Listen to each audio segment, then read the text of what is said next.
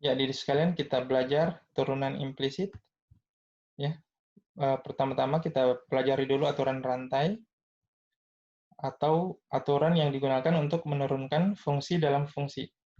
Misalkan terdapat fungsi hx yang merupakan komposisi dua buah fungsi fx dan gx, atau tulisannya f dot gx ya, atau secara konsep gx itu merupakan fungsi di dalam f ya, gx masuk di f. Nah, turunannya adalah kita turunkan f aksen ya, gx lalu dikalikan dengan g aksen x. Jadi itu adalah aturan rantainya ya. Nah, untuk lebih jelasnya kita lihat contoh. Misalkan hx sama dengan 2x tambah 3 pangkat 6. Kalau kita turunkan 2x tambah 3 pangkat 6 itu salah satu alternatifnya adalah kita jabarkan ya. Kita jabarkan 2x tambah 3 kali 2x tambah 3 kali 2x tambah 3 ya, sampai 6 kali. Ya. Seperti itu ya, 2x tambah 3-nya 6 kali. Nah, tapi prosesnya itu panjang ya. Nah, tapi kalau aturan rantai itu bisa membuatnya jadi simple. Kita lihat dulu prosesnya ya. Dari bentuk ini kita bisa misalkan fungsinya x pangkat 6, ya, fx sama dengan x pangkat 6, dan gx sama dengan 2x tambah 3. Nah, jadi kalau bentuk komposisi fgx-nya itu, ya, perhatikan, kalau ini kan gx masuk di f ya. Nah, kita lihat bagaimana jika sesuatu itu masuk di f. Kalau x masuk di f, maka dia dipangkatkan dengan 6. Jadi kalau gx masuk di f, maka dia dipangkatkan juga dengan 6 ya. Sedangkan gx itu sendiri adalah 2x tambah 3. Nah, jadi gx pangkat 6 sama dengan 2x tambah 3 pangkat 6. Nah, artinya di sekalian bentuk hx ini adalah bentuk komposisi dua buah fungsi ya, atau fungsi dalam fungsi. Nah, kalau kita terapkan aturan rantai, perhatikan, sama saja kalau, jadi di sekalian perhatikan, f aksen gx ya. Nah, kalau misalkan kalian turunkan x pangkat 6, ya, kalian turunkan yang ini. Fx turunannya kan adalah f aksen x ya, atau 6 kali x pangkat 5 ya. Nah, jadi kalau kalian menurunkan fgx atau f aksen gx, jadi sama saja. 2x tambah 3 pangkat 6, ya, 6-nya ke depan menjadi koefisien atau pengali. Jadi 6 kali 2x tambah 3, lalu pangkatnya kurangi dengan 1. Ya. 6 kali 2x tambah 3 pangkat 5. Jadi sama saja ya. Kalau x pangkat 6 diturunkan, 6x pangkat 5, kalau 2x tambah 3 pangkat 6 diturunkan, 6 dikali 2x tambah 3 pangkat 5. Ya. Nah, tapi turun rantainya, perhatikan kita harus kalikan lagi dengan g aksen x atau turunan dari gx. Turunan dari gx itu sendiri adalah, atau turunan dari 2x tambah 3 itu adalah 2. Ya. Jadi 12, 6 kali 2x tambah 3 pangkat 5 kali 2, atau 12 kali 2x tambah 3 pangkat 5. Nah, seperti itu. Baik, dari sekalian kita beralih ke fungsi yang implisit. Nah, fungsi, tapi kita kasih dulu pengantarnya. Jadi terdapat jadi persamaan gas ideal itu dinyatakan ke dalam V kali P sama dengan N kali R kali T. Nah, P itu tekanan mutlak ya pada gas, V adalah volume, N adalah jumlah partikel pada gas dalam satuan mol, T adalah suhu dalam satuan Kelvin, dan R adalah konstanta gas ideal, yaitu tetap ya 0,08205. Saya sengaja merahkan N kali R kali T ya. Jadi anggaplah mereka itu konstan, semuanya konstan ya. Walaupun di sini R-nya hanya R saja yang konstan, tapi misalkan saja jumlah partikel ya dan suhunya itu tidak berubah-ubah ya, tetap. Nah, jadi dari kondisi tersebut yang bertindak sebagai variabel atau yang bisa saja berubah itu adalah V dan P. Nah, adik sekalian, ini ada kaitannya dengan fungsi implisit atau fungsi di mana kita tidak dapat mengetahui secara langsung nilai variabel terikat jika nilai variabel bebas diketahui. Pada kasus misalkan ya, Y sama dengan 2X. Y itu adalah variabel terikat. X-nya itu bebas. X-nya bebas berubah-ubah, Y-nya itu bergantung pada nilai X, atau dia terikat ya. Nah, kalau kita ganti X pada Y sama dengan 2X dengan 3 ya, jadi Y sama dengan 2X, X-nya kita ganti dengan 3, berarti Y sama dengan 2 kali 3 sama dengan 6. Artinya itu langsung ya, langsung kita ketahui nilainya. Tapi kalau di implisit tidak, butuh suatu proses. Misalkan, X kali Y sama dengan 1. Nah, kalau kita ganti X-nya dengan 3, berarti 3Y sama dengan 1. Nah, nilai Y-nya itu kita tidak bisa ketahui secara langsung. Butuh proses aljabar, ya, butuh prosedur. 3Y sama dengan 1, kita pindahkan 3-nya ke kanan, jadi dia bertindak sekarang sebagai pembagi, ya, berarti Y sama dengan 1/3. Nah, butuh suatu proses ya untuk mengetahui nilai Y. Jadi, adik-adik sekalian, yang pengantar tadi, V kali P sama dengan N kali R kali T, jadi anggaplah N kali R kali T-nya itu sama dengan 1. Anggaplah X-nya itu sama dengan P, Y-nya itu adalah V. Nah, jadi VP sama dengan N kali R kali T, di mana N RT-nya itu konstan, itu sama saja dengan fungsi yang implisit. Ya. Nah, diri sekalian, yang contoh bagian A itu simple ya. Nah, bagaimana jika yang bagian B?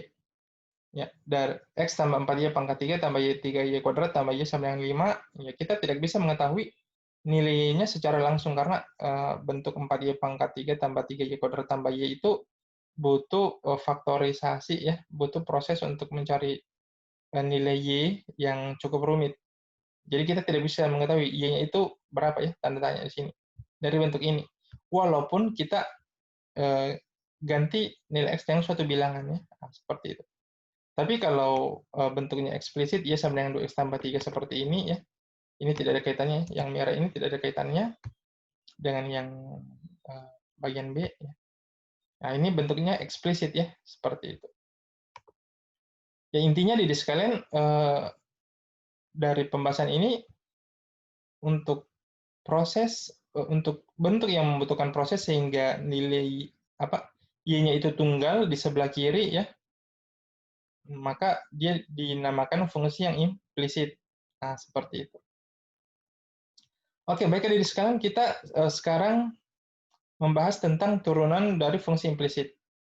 Ya. Ya. Tapi kita lihat dulu saja pengantarnya ya. Untuk contoh pertama, bagaimana jika kita ingin menurunkan 5Y pangkat 2? Nah, ini untuk satu faktor, untuk satu suku saja ya. Misalkan kita ingin turunkan di sini 4Y pangkat 3-nya saja. Nah, jadi kita ambil contoh ya, misalkan turunan dari 5Y pangkat 2. Nah, jadi sekalian ya, Y ini kan sama dengan Fx. Ya. Jadi kita bisa tuliskan ke dalam bentuk 5 kali Fx pangkat 2. Nah, jadi sekalian berdasarkan aturan rantai, ya, sama saja jika kita ingin menurunkan, misalkan ya 5x pangkat 2, berarti hasilnya adalah 10 x ya, turunannya. Nah, kalau 5fx pangkat 2 berarti turunannya adalah 10 fx. Tapi lihat aturan rantai, kita harus kalikan lagi dengan f aksen x ya, sama saja dengan yang ini ya. Perhatikan kita turunkan f-nya ya. Kita turunkan f-nya menjadi f aksen gx kali g aksen x. Ya, sama saja dengan yang ini ya. 10 fx ya, sebagai hasil turunan dari 5fx pangkat 2 ya. Tapi kita kalikan dengan fungsi yang ada di dalam, atau f aksen x. Nah, adik sekalian, fx itu sendiri kan adalah y ya. Dan f aksen x itu adalah dy dx. Ingat, adik sekalian, notasi-notasi dari turunan ada f aksen x, ada dx fx, ada dy dx ya. Ya. Kalian bisa review materi-materi sebelumnya. Nah, inti dari pembahasan ini adik sekalian adalah jika kita menurunkan suatu suku atau bentuk yang memuat variabel y, ya, nah maka sama saja ya. Tapi kita harus menuliskan dy dx. Maksudnya yang tadi kan kalau kita menurunkan 5x pangkat 2, hasilnya adalah 10x. Tapi kalau 5y pangkat 2, ya hasilnya adalah 10y. Tapi yang membedakan adalah untuk bentuk yang memuat y, kita harus kalikan dengan dy dx, seperti itu. Contoh, ya. Pada bentuk persamaan ini, x kuadrat tambah y kuadrat sama dengan 1. Nah, ini kan persamaan lingkaran, ya. Ya. Jadi dia adalah persamaan lingkaran. Adik-adik sekalian, jadi dia sebenarnya bukan fungsi, adik-adik sekalian, ya. Tapi dia bersifat implisit. Kenapa? Ya karena misalkan di sini kan ini 0. 0 ini mempunyai pasangan di sini, ya, dan di sini. Berarti pasangannya ada 2. Nah, kalau pasangannya ada 2, berarti dia bukan fungsi, ya. Ya, jadi sekalian, bagaimana sih cara menurunkan, ya? Jadi berdasarkan pembahasan yang tadi, kita turunkan kedua ruas x kuadrat tambah y kuadrat, ya, di ruas kiri, dan juga kita turunkan di ruas kanan, ya. Nah, turunan dari x kuadrat adalah 2x, oke? Turunan dari y kuadrat adalah 2y, tapi kita tuliskan 2y, dy dx, ya. Turunan dari 1 adalah 0. Nah, adik sekalian, kita tentunya ingin mencari turunan dari y, ya, atau y aksen, atau dy dx, sehingga dy dx ini harus kita jadikan dia tunggal di sebelah kiri. Nah, untuk itu 2x-nya ke kanan, ya, menjadi min 2x, lalu 2y-nya ke kanan menjadi pembagi, ya, jadi dy dx sama dengan min 2x per 2y, atau sederhananya dy dx sama dengan min x per y. Nah, seperti itu. Oke, dari sekalian jelas, ya? Baik, contoh 3. X pangkat 3 kurang 4x kuadrat tambah y kuadrat sama dengan 0. Nah, sama saja dengan yang tadi, kita turunkan kedua ruas. X pangkat 3 turunannya adalah 3x kuadrat. Oke? 4x kuadrat y, karena ini memuat y, oke? Maka tentunya kita turunkan dengan aturan yang tadi, tapi perhatikan 4x kuadrat y itu merupakan perkalian dua buah fungsi 4x kuadrat dan y. Misalkan 4x kuadratnya itu u, y-nya itu adalah v, kita gunakan u aksen v tambah uv aksen. U aksen 4x kuadrat adalah 8x kali v, y, ya. Kurang, ya di sini kurang, ada di sekalian, ya. Walaupun di rumus perkalian, turunan perkalian dua fungsi itu tambah, ya, tambah uv aksen, tapi karena dia di sini operasinya kurang, maka dia menjadi kurang. Kurang kali tambah itu kurang, ya. Atau minus kali plus itu minus. U 4x kuadrat dikali V aksen, ya. V aksen itu turunan dari Y 1, ya. Tapi kita kalikan lagi dengan dy dx. Jadi 4x kuadrat kali 1 dy dx, oke? Ditambah ya turunan dari y kuadrat 2y dy dx sama dengan 0. Oke? Nah, di sekalian, kita ingin mencari dy dx-nya atau y aksen atau f aksen x. Nah, kita satukan yang memuat dy dx, jadi min 4x kuadrat tambah 2y kali dy dx, ya. Lalu 3x kuadrat kurang 8xy itu pindah ke ruas kanan, ya, menjadi minus ini, dan ini plus. Ya, jadi dy dx sama dengan min 3x kuadrat tambah 8xy, ini min 4x kuadrat tambah 2y itu pindah ke ruas kanan, menjadi pembagi. Oke. Nah, di sekalian, bagaimana sih penerapan dari fungsi implisit ini, ya? Nah, Contoh selanjutnya ya, misalkan ya suatu tangga dengan panjang 10 meter itu disandarkan pada suatu dinding. Ujung bawah tangga tersebut tiba-tiba menjauh dari dinding ya, ya misalkan tangga itu jatuh ya, sehingga ujung bawah tangganya itu menjauh dari dinding dengan kecepatan 1 meter per second atau 1 meter per detik. Seberapa cepat ujung atas tangga itu jatuh ketika jarak antara ujung bawah tangga dengan dinding itu adalah 6 meter. Nah, jadi misalkan yang garis yang warna hijau ini adalah dinding ya. Ini tangganya ya, yang bersandar di dinding dengan panjang 10. Y itu adalah jarak dari dasar ke ujung atas tangga. X itu adalah jarak dari dinding ke ujung bawah tangga. Ya, ini kan memenuhi bentuk segitiga siku-siku ya. Jadi kita bisa menerapkan teorema Pitagoras ya ketika X-nya 6 ya, jarak antara ujung bawah tangga dengan dinding berarti 6 kuadrat tambah Y kuadrat sama dengan 100. Ya, 36 tambah Y kuadrat sama dengan 100 berarti Y kuadrat sama dengan 64 atau Y-nya sama dengan 8 ya. Ya, kita ambil Y-nya yang positif 8, kita tidak mengambil Y sama dengan negatif 8. Ya.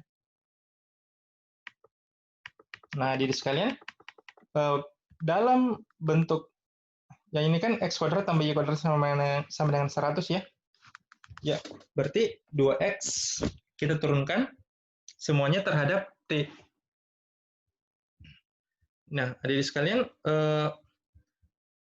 karena kita turunkan terhadap T, ya, jadi adik sekalian perhatikan contoh-contoh yang sebelumnya, ini semuanya diturunkan terhadap X. Ya. Kalau sesuatu yang memuat X, seperti ini, diturunkan terhadap X, maka kita tidak perlu menuliskan dx ya.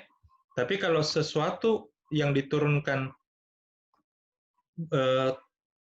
yang bukan X, lalu diturunkan terhadap X, maka harus dituliskan dy dx. Nah, lalu bagaimana jika semuanya ini ya diturunkan terhadap T ya. Nah, kita kan ingin ini kan berkaitan dengan kecepatan ya, seberapa cepat. Berarti turunannya itu terhadap T. Nah, dari bentuk ini ada di sekalian ya. X kuadrat tambah Y kuadrat sama dengan 100 berarti semuanya harus walaupun ini X, tapi karena dia diturunkan terhadap T, maka harus dituliskan dx dt. Demikian juga dengan Y, diturunkan terhadap T, maka dia harus dituliskan dy dt. Nah, jadi 2X dx dt tambah 2Y dy dt sama dengan 0 ya. Turunan dari 100 itu 0. Ya, jadi dy dt sama dengan min X per Y dx dt ya. Kalau kalian mencari dy dt dari sini, maka hasilnya nanti ya, adik-adik sekalian adalah min X per Y dx dt. Ya, seperti itu. Itu diperoleh dari mana, adik-adik sekalian? Baik. Jadi 2X dx dt itu pindah ke ruas kanan yang menjadi min 2X dx dt. Lalu 2Y-nya ini ya itu selanjutnya pindah ke ruas kanan menjadi pembagi berarti menjadi min 2X per 2Y dx dt. Oke. Lalu kita sederhanakan menjadi min X per Y dx dt. Nah, tadi kan kita telah dapatkan nilai Y-nya itu sama dengan 8 ya. X-nya kan 6, berarti dy dt sama dengan min 6 per 8 kali 1. Ya. dx dt itu adalah perubahan X terhadap T atau kecepatan. Ya. Kecepatan ujung bawah tangga itu menjauh dari dinding. Ya. Ya, jadi perubahan X yang diakibatkan oleh perubahan T, yakni 1. Ya. Nah, jadi dy dt sama dengan min 6 per 8 dikali 1 sama dengan min 3 per 4. Maksud dari bilangan negatif ini artinya Y-nya itu semakin turun ya, semakin berkurang 3 per 4 meter akibat perubahan detik, ya, 1 detik. Jadi, maksudnya di sekalian, waktunya berjalan 1 detik per detik, maka kecepatan ujung atas tangga itu, ya, mendekati dasar itu adalah 3/4, atau posisinya bergeser turun 3/4 meter, ya, akibat perubahan waktu 1 detik, seperti itu. Ya, nah, penjelasan kenapa sih kita mencari DY/dt, ya, bukan dx/dt, ya, karena yang ditanyakan pada soal itu adalah seberapa cepat ujung atas tangga jatuh, ya, berarti perubahan y, ya, terhadap t. Nah, maka kita cari DY/dt. Ya, baik adik sekalian, sekian. Semoga dipahami, walaupun kalian mungkin untuk materi ini sulit, tapi kita nantinya akan ada sesi diskusi sebagaimana biasanya, ya. Sekian, Assalamualaikum warahmatullahi wabarakatuh, dan selamat siang.